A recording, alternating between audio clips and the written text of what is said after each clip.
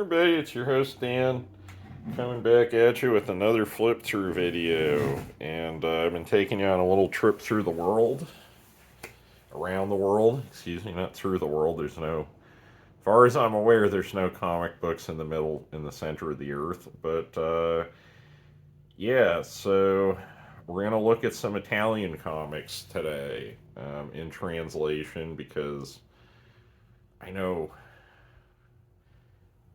teensiest bit of Italian, but I definitely would not be able to make it through an original of one of these. Although, given what I read in this translation, this book may have been more fun without the words. So, this is the first issue of the Dark Horse edition of Nathan Never. I'm presuming this would probably be like issue 20 to 35, somewhere in there, the Italian run, because some of the some of the art inside is signed 1993. The strip started in 1991, so figure it's monthly. So let's talk about the format of Italian comics for just a little bit to give some context into what we're looking at. So I want to say this is like 99, 2000. I picked these up because they did not sell at all at the comic book store I used to go to. So you had all 6 volumes of this marked down to $3 a pop. They're a little bit more than that now. But yeah, so Dark Horse teams up with Bonelli Comics right there. Bonelli is kind of like, I don't want to say they're like the Italian Marvel, but they're one of the two biggest players in the Italian comics market. And at least according to the introduction for this book, which granted was a while ago, uh, Bonelli and Disney account for 70% of the Italian comics market. So this is kind of probably the best analogy I could think of is like this is Vertigo comics for Italians. And there just isn't a superhero market. Like there's superhero elements here, but this reads kind of more like a kind of pitch for a James Bond movie. And so you got our title character Nathan Never right here. He's futuristic cop with a crazy gun that I think changes a few times before this book finishes. You got sexy ladies, you got deranged, violent villains. I have some issues with the writing in here. We'll get to those when we get to those. But yeah, so in Italy, the comic you would have bought this in originally probably didn't look too different from this. Like there definitely wasn't an advertisement for Dark Horse Classic Star Wars on the back. But this is like a little smaller than your, run of the mill comic. So, here's a comic to kind of give a sense of size comparison. Like, this is smaller. It's black and white, so it's cheaper to produce. And it's 96 pages. So, kind of zigging in a lot of the places where US comics zag. Uh, I believe that usually they have a rotating group of artists who will draw these month to month. I don't think they're just having the same guy draw 96 pages every month. Although that could be the case in some of these things. And, like when we eventually take a look at Cyber 6, which easiest way to get a hold of that is Italian books that look kind of like this. Uh, Technically, it was all drawn in Argentina, but it's in this format. I think they were aware of this market, and that's why it was structured the way it was structured. And this is kind of a big market. This is what the guys doing the art comics in heavy metal. This would be kind of their day job kind of work. The guys who needed to do stuff. I mean, I'm sure they all did work outside of Heavy Metal Magazine because I doubt that Heavy Metal Magazine was paying like a full living wage for 5 pages of work, um, even in the early 90s. So we have kind of neat little typesetting effect here, but it does make this introduction really hard to read. And it just goes into the history of Bonelli comics, how many they sell. Supposedly, they can sell 600,000 copies of a single issue in a month over there whenever this book came out. So, 99. Okay, yeah. So I'm guessing that number's probably a lot lower now. I haven't checked in on Bonelli comics in a long time.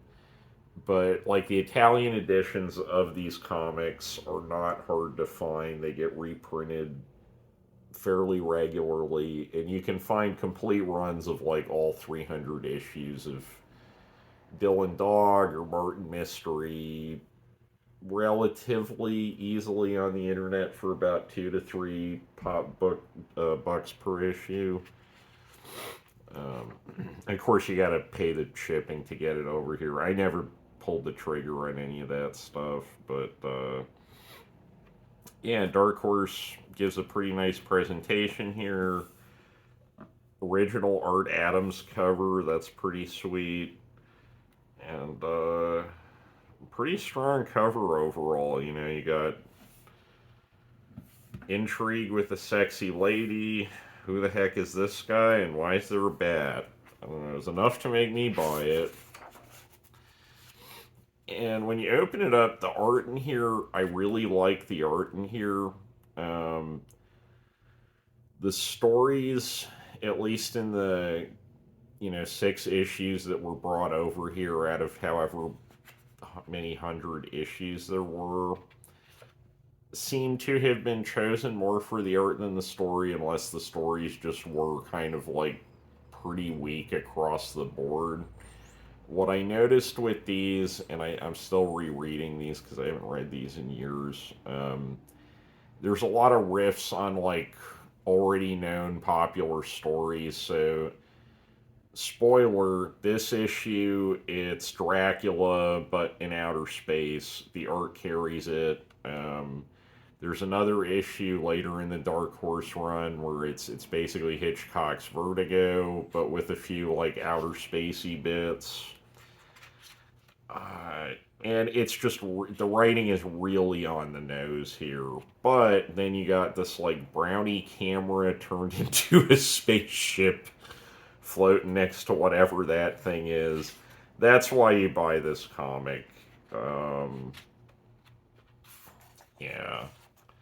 And yeah, like the inside of the spaceship, there's so much chunky black detail. The faces are drawn at kind of odd angles that really emphasize the zero gravity and the horror nature of the scene that these guys from Starship Troopers, it kind of looks like what they're discovering on the spaceship. Everybody on the spaceship has been mysteriously murdered except for one, and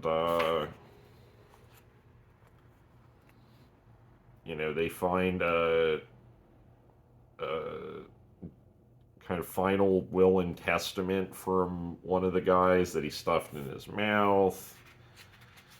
And we go back to the space station, and we have the police chief, who's, of course, an attractive blonde woman. And she's wearing a giant trench coat. I love how giant that collar looks. Like, oh my god. Right? It kind of looks like somebody broke off part of a tortilla chip, right? But it works. There's a lot of use of like large amounts of black and white here, and I don't know if I don't know that would be a time-saving measure. I think it's a stylistic tick, because to figure out where these lines go, I mean, I guess if they actually are drawing 96 pages a month, maybe they just know where the lines go instinctively by now, but usually the way you get to a picture like this would be you draw a lot of little lines and then you get rid of most of them. Maybe that's what was done here, but yeah, so we got Nathan Never as a protagonist. I'm not that crazy. He's kind of like a cipher. He's just like James Bond, but his hair went white. And they're talking, and it's like, oh, it's suspicious. There's the one survivor, and he hit his head, and he conveniently has amnesia. When I was a kid, there was still some, or and I probably read this when I was like 13 or something, and I hadn't gotten particularly good at reading mystery stories because it's pretty obvious from here, like this dude's the killer, right? And it's just a question of how long are these guys going to spin their wheels until they finally catch the guy, and then how cool are the action sequences going to be? But in terms of selling comics, like this is about as good as a lot of Vertigo stuff I've read. There's definitely, I think the Vertigo stuff has stronger writing than this, but visually this totally could have been a Vertigo book. You just add a few like kind of purple looking colors on this. So our protagonist Nathan Never, he goes to the hospital, he meets Dr. Seward, and we meet Renfield, who I think Renfield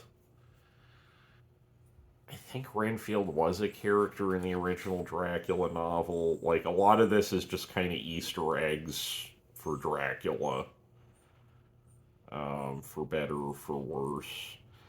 And we meet the one survivor on the ship, and he doesn't like sunlight. Uh, and he's this creepy looking 19th century looking dude with mutton chops and a mustache. I wonder who he's supposed to be. Yeah, I guess mustache. Usually you don't see Dracula with a mustache, so. Um, but again, that's probably the artist doing that. Like this art carries everything. Given that this is from '93, but there are Bonelli comics I've seen from earlier. Right, like this looks a lot like Mike Mignola now, and I think either the guy drawing this is the same guy or is somebody who's heavily influenced by the guy who drew Dylan Dog for them. Dylan Dog starts a lot earlier than this, and I believe starts before there's like examples of kind of the mature, finished Mike Mignola style. So with this comic, it would be really interesting to see, like, did Mike Mignola see this? Did these people see Mike Mignola's Hellboy? Or, by that point, he'd done a fair amount of work for DC. Like, did they look at some of that, or did they look at the Batman covers?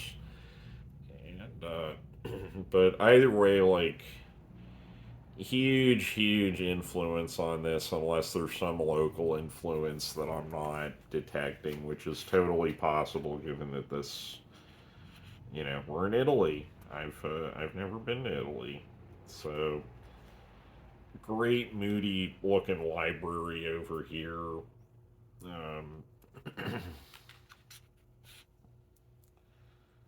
and another weird Easter egg in here is this female detective's name is what is it?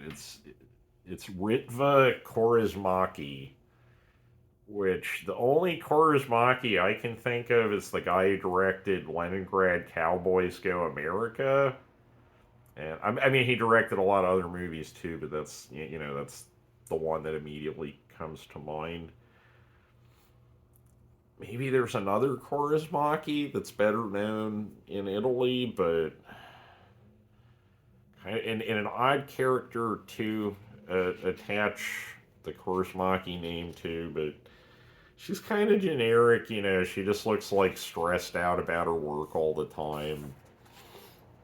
you know, if you've seen a James Bond movie, you know where this is going. She's just kind of there for somebody to sleep with somebody by the end of this. But again, great moody use of heavy black pools, black and white outlines. Um, One thing I really like about Italian cartooning, and when we look at some Guido Crepax, and I mean, I'm not saying all Italian cartooning is like this, but it seems to come up a lot in Italian cartooning. This sort of loose, like fashion drawing line on the cloth. Um, it looks like kind of dash. It looks like it's with maybe even like a fountain pen. Really quickly, it's a or maybe it's a tech pen. Yeah, okay, no, it's a pen because it's got like a little bit of that. I really like that, and it looks a lot better. Like these are kind of comics designed with the idea that in general comics are going to be black and white most of the time. You can kind of see how the drawing style evolves differently when you just presume that most of your work is going to be in black and white. And you know, manga I think is similar, but manga just evolved in a very different stylistic direction for the most part. Uh, yeah, this is. I'm gonna flip through this one quicker than some of the other books we've looked at. Cool looking black mouse. So they go. There's all these mutated animals that were confiscated from the spaceship, and the professor's like, "Oh, none of them are acting weird yet." And then, of course, as soon as we get there, you only got 96 pages, right? You gotta start doing some stuff. The rats start attacking each other. The one rat kills the other rat, sort of like how the killer would have, you know, killed all the people on the spaceship. And, you know, they kind of give away, like, this is one of those mysteries where we know the answer a lot earlier than the protagonist was, and it's kind of about how do they connect all the dots. That can be done well. I don't know how well it's done here, but this, you know, this drawing of Dracula Man is great, and this whole meeting between him and the patient at the mental hospital, where he offers to give him all these flies to eat, is just so creepy. Here's your flies, devour them all. And that's great. We got, you know, this looks like some building in La Ventura or something. um, Pretty lady swimming in a swimming pool. Uh, the Italian ones, especially, and this is, I mean, I would be really curious, although I don't know if anybody is alive who would remember this.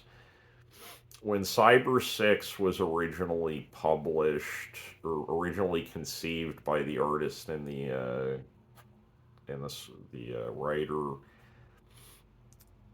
was this the market they had in mind? Because like there's most of these I have read, they're just like very gratuitous shower scenes just kind of shoved in the middle of the comic. You know, like here, like, you know, the artist does a great job with it. I'm not complaining or anything, but it, you know, they don't really need to be in a shower here. So they go to dinner with the creepy guy whose name is Shrek, and he's your killer. And this is the daughter of the professor who's letting this guy stay in their house, and her name is Mina Harker. So if it wasn't, you know, if it wasn't obvious enough by now, and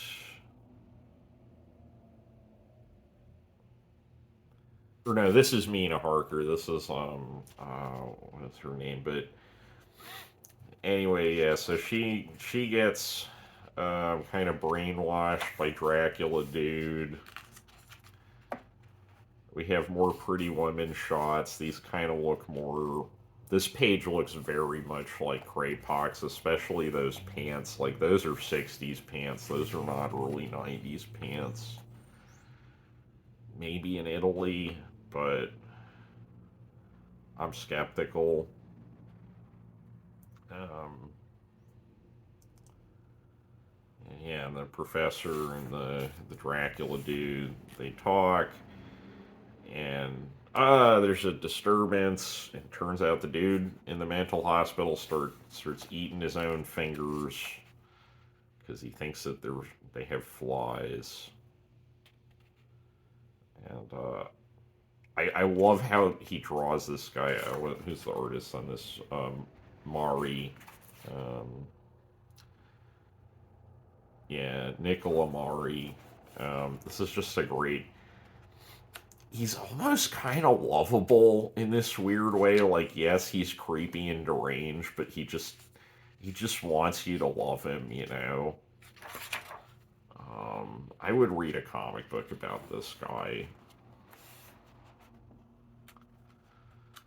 We have another very, like, this is almost like taking the Mignola thing to, like, another level on this face here. Hacks a guy with a spoon. We got some, like, ultra violence kind of stuff.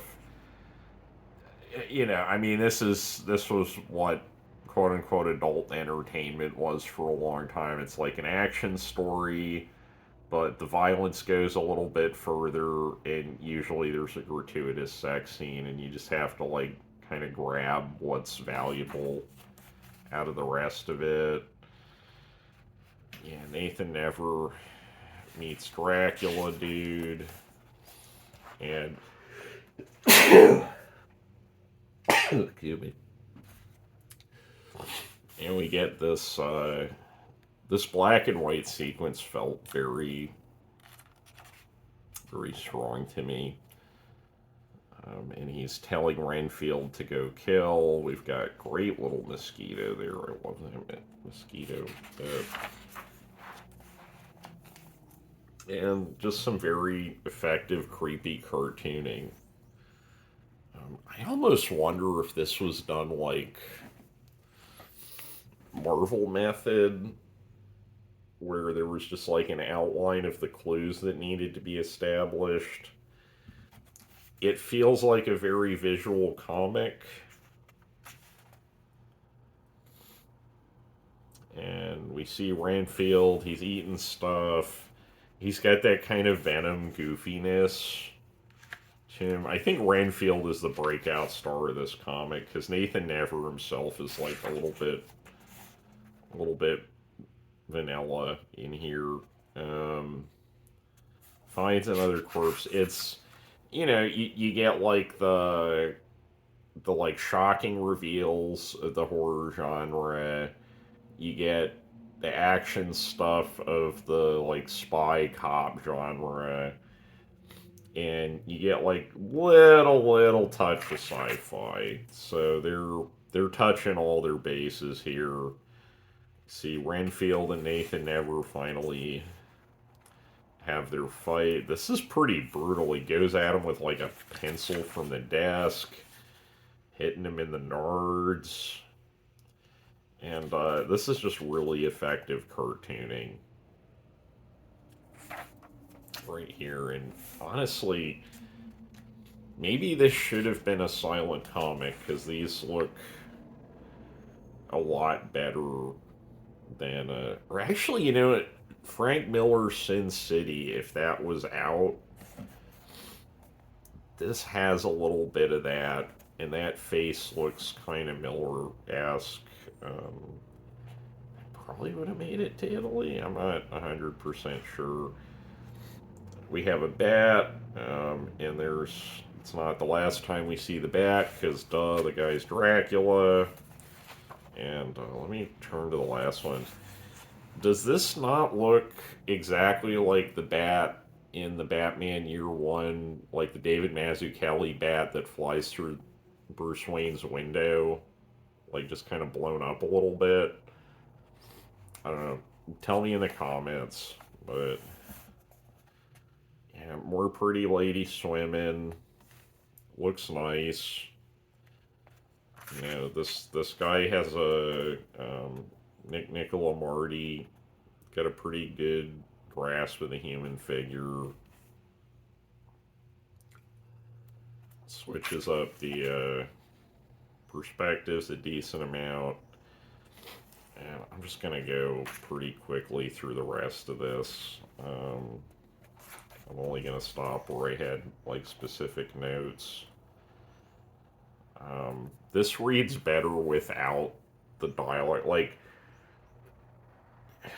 I think your kind of litmus test as a writer of comics, if you're just the guy like putting in the dialogue or just the guy scripting, is when you get back the final page or the close to final page, give it a few passovers. If it reads better without your dialogue, go back to the, go do some more work.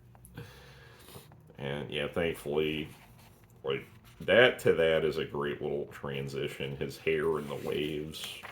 I don't know if that, I mean, that's probably intentional, yeah. And you have this dream about he's on a big ship, and there's Dracula. Um,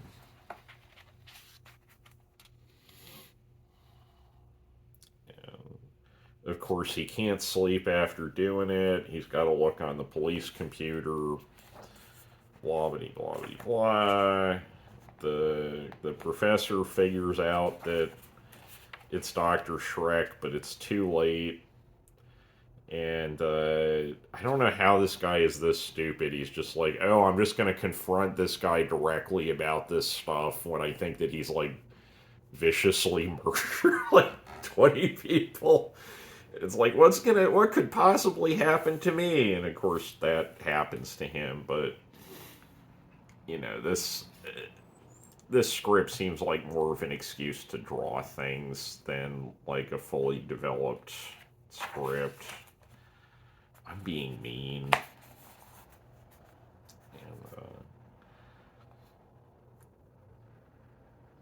yeah, we have the seduction of Dracula. Nathan Nevers like gives this long speech laying out all the clues that should have been pretty obvious from the beginning of this, that hey, that one guy left alive on the ship with amnesia, I think that's our killer. And of course it is. We have a final showdown between Nathan Never, Mina Harker, or not Mina Harker, Dr. Stewart's daughter. And it turns out that Mina is actually an agent of Dracula, and Dr. Stewart's daughter just pushing this. I don't know, she pushed that casket very easily. Like, I always thought caskets were pretty heavy. But anyway, she's about to get killed so that he can feed on her blood. We got one little case of photocopy. Shortcutting here.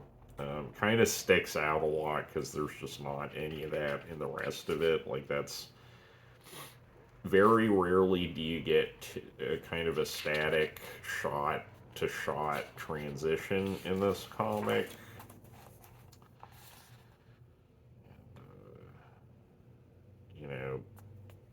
She has a dream about meeting her dead parents. And again, really cool looking artwork. I just wish this had a better script. And she's about to jump, and Nathan Never comes back in his car. Mina bites him. Wow. Yeah. They do some kung fu fighting.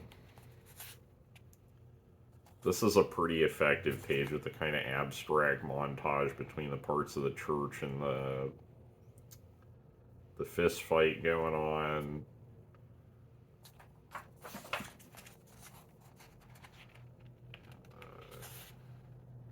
Somehow Nathan never manages to, in a case of poetic justice, does the same thing to Shrek that he did to his victims.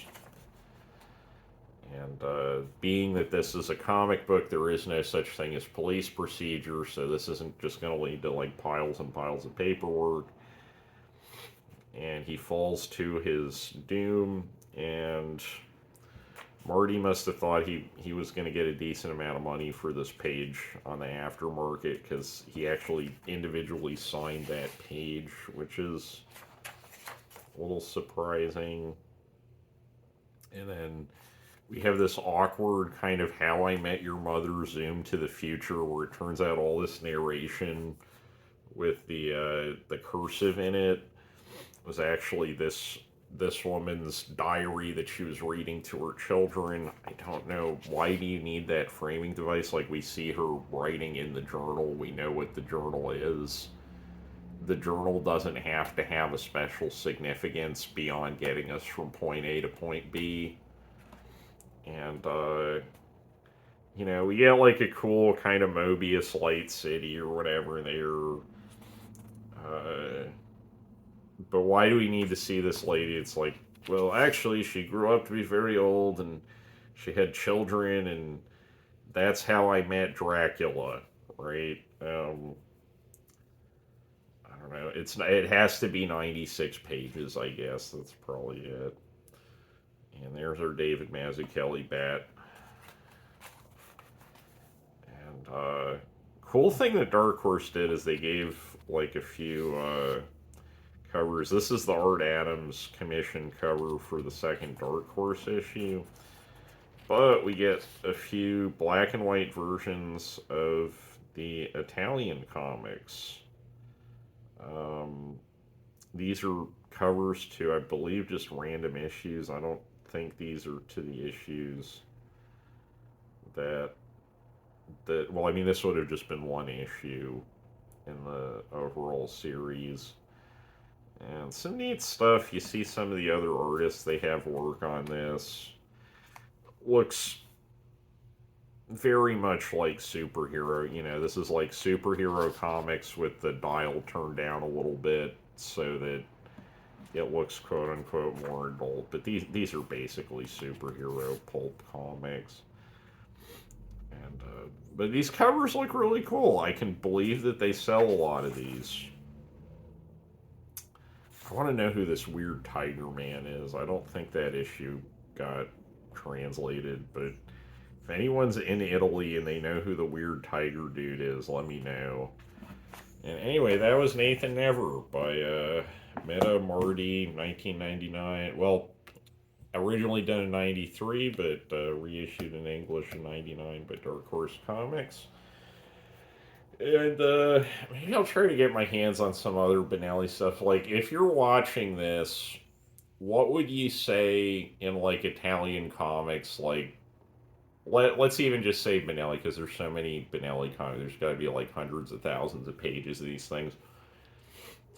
What's like the Dark Knight Returns? Like, what is the big totem in this canon, or are they just kind of all on this level of like really pretty art but not a lot of substance? If you have any recommendations, let me know.